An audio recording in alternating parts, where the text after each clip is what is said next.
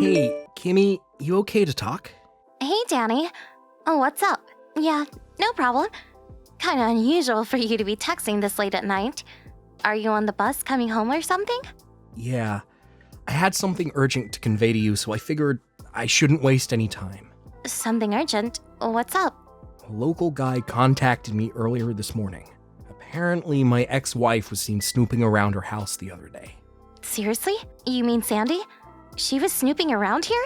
Why? Kinda weird. I really don't know. It's been 5 years since we broke up. What the hell would she want now? How did she even find out where we lived, for God's sake? Yeah, well, we're all high school classmates. This is a pretty small community. She probably picked it somewhere along the way. Didn't you used to exchange line messages with Sandy way back when? Yeah, about 4 years ago, I met her at a high school reunion. She approached me, wanting to exchange line IDs for old time's sake. She was really friendly and all. Figured it wouldn't hurt. Actually, haven't heard from her since. Right, but maybe we should be vigilant? I have no idea what her motives are.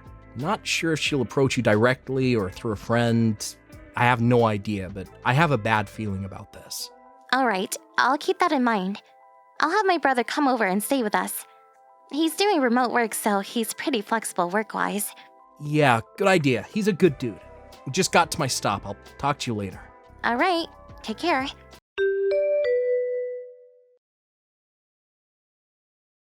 Hey, Kimmy! Been a while.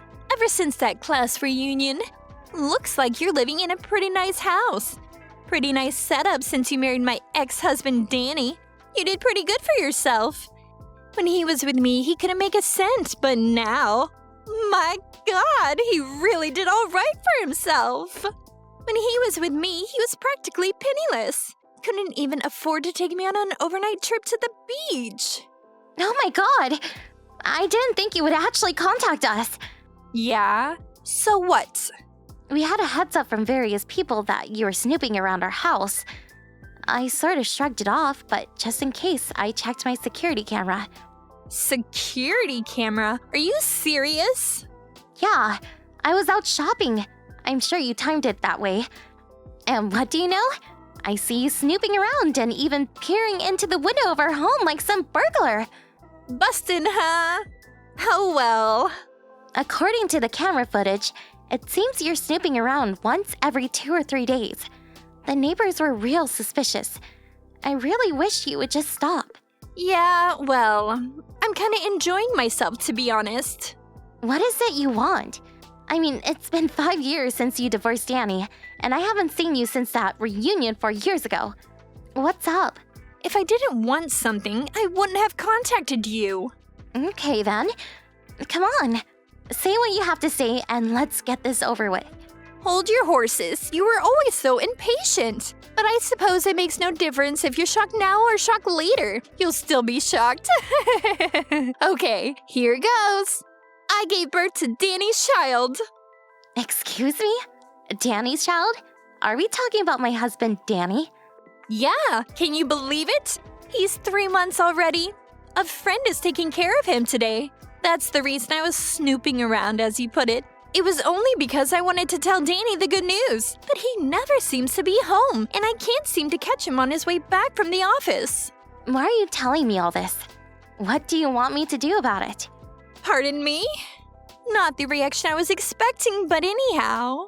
The normal thing to do is ask that you divorce Danny so he can be with his child, but I'm not that mean-spirited, despite what you think of me.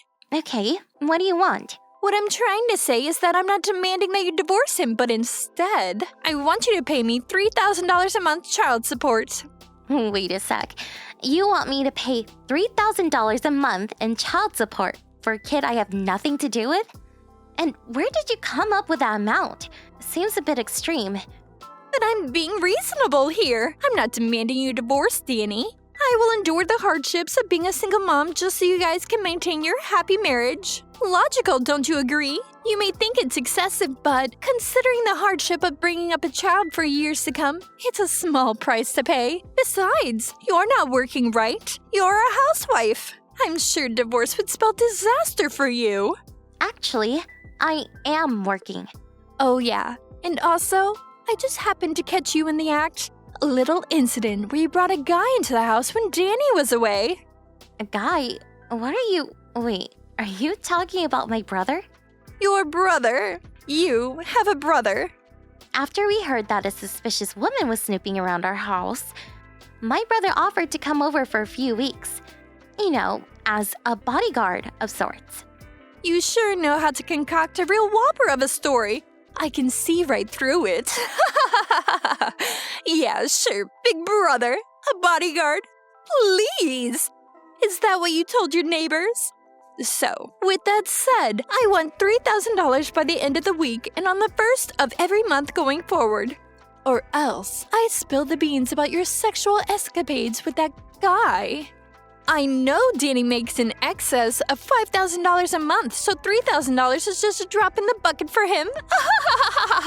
I'll send you my bank account info later, so I expect the first installment next week.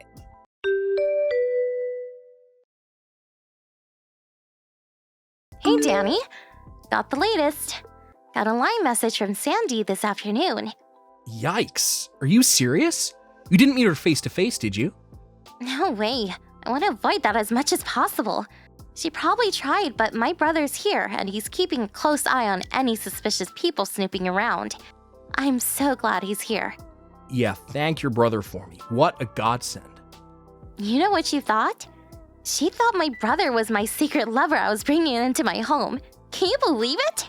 You're not serious. She apparently wants money from us. Yeah, I figured as much. I'll send you the whole line conversation. The gal of this woman. Seems like she really got her signals crossed somewhere along the line. And I kept the conversation simple and made sure I didn't give away any private details. But I just want you to know that I trust you completely. I know you didn't do anything wrong. So rest assured. Thanks, I appreciate that.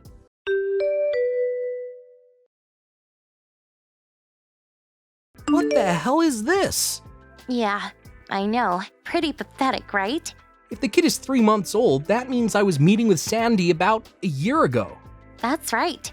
Just that alone throws cold water all over her little scheme. She probably sent that line message not knowing all the details, but... I'm really sorry that this whole thing got blown out of proportion. I'll contact her folks and have them work it out with her. You think that will end it all? They apparently cut ties with her after we got divorced, but they said if she caused any trouble down the line, they said that I was welcome to call them for advice. It's been 5 years, but I guess it would have hurt to try. I'm sorry about all this, Kimmy. I hope you'll be a little more patient while I sort things out. I'll talk to my boss and see if I can get home. I can tell him it's an urgent family matter. That would be great. Take care.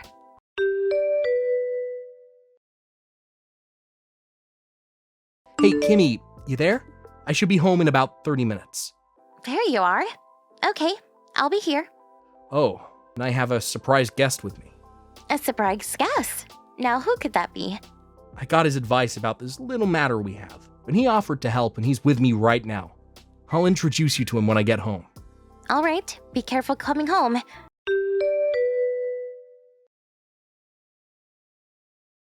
Hey, Sandy. Can we talk?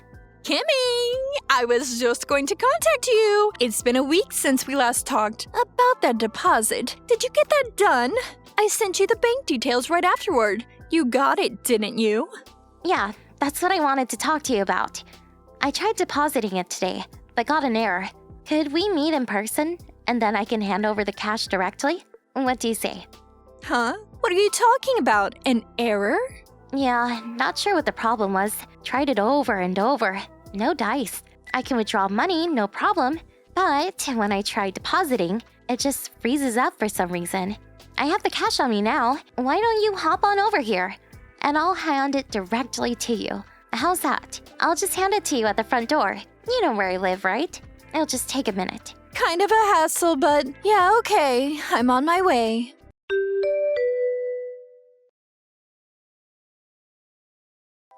Sandy?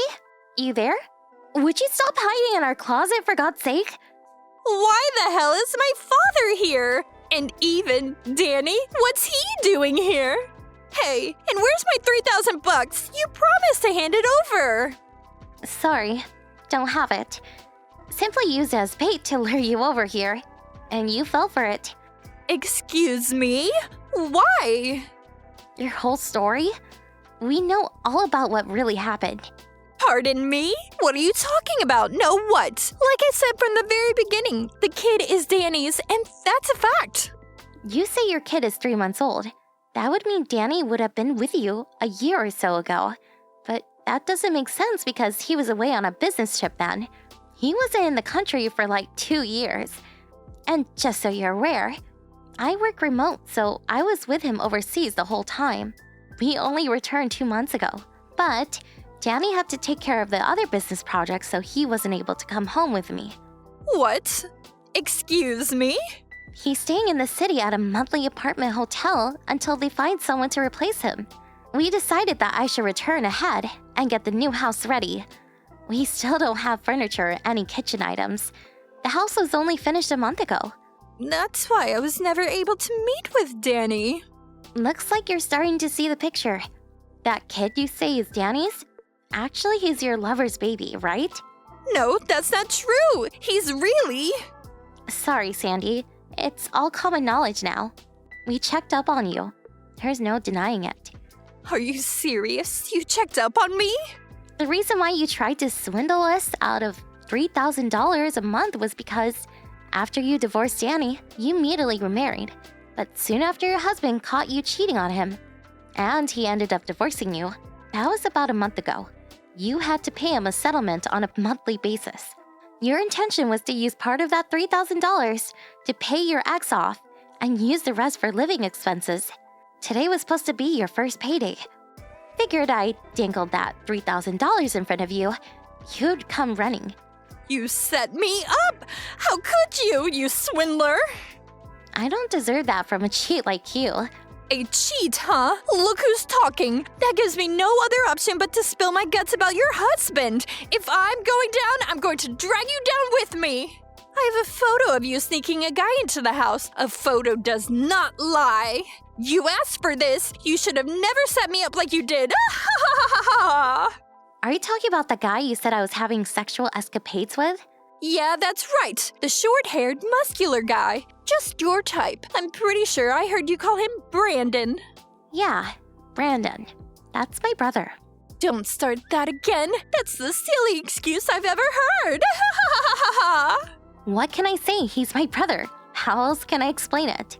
You probably don't know him because he went to a private school out of state. He only came home occasionally, but since graduating, we have normal family ties. Danny knows as well. One look at that photo you have and it will clarify everything. Let's see the photo already. Are you serious? He's your brother? Yep, I can call and have him come over if you like.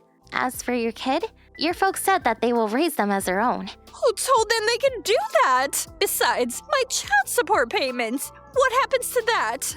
I have no idea. Well, now that we know your little scheme has been shut down, would you please get the hell out of our closet? No, I'm not coming out. Kinda ingenious the way you broke the handle off so we can't pull it open from the outside. Suppose we're just going to have to come in another way. Oh yeah, that closet? It's not a walk-in type, it's a walk-through type. There's another door on the other side. What? Another?